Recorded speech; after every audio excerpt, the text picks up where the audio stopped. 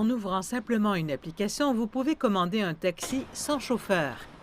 Après avoir vérifié votre identité sur un écran à l'arrière, vous êtes prêt à partir. Pendant le trajet, vous avez accès à la climatisation et vous pouvez même vérifier le parcours.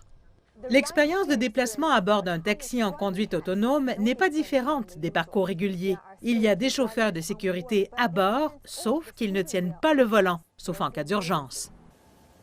La Société de l'industrie automobile de Shanghai est l'une des entreprises impliquées dans ces tests. Ce soi-disant robot taxi opère dans le quartier Jiading de la ville et compte une quarantaine de voitures.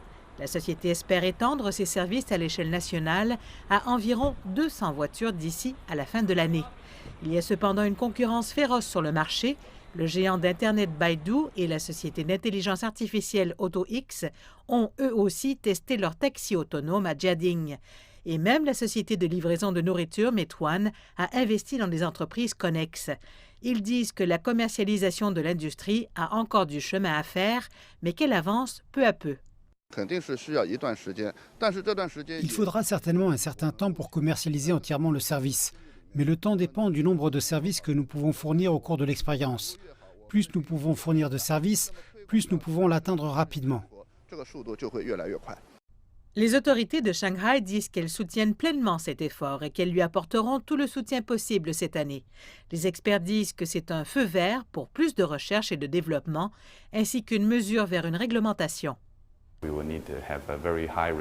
Nous aurons besoin d'une exigence forte, notamment pour le soutien des infrastructures, mais aussi pour la partie réglementaire. Aussi, pour le partenaire de l'écosystème, par exemple, comment déposer votre réclamation si vous avez eu un accident sans aucun agent de sécurité dans la voiture, que ce soit les compagnies d'assurance qui soutiennent cette réclamation. Différents aspects comme ça.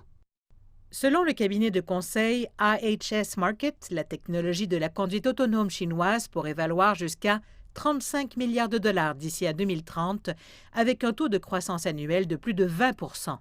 Un marché aussi vaste, plus la forte demande des déplacements en Chine, signifie qu'un solide cadre réglementaire est nécessaire.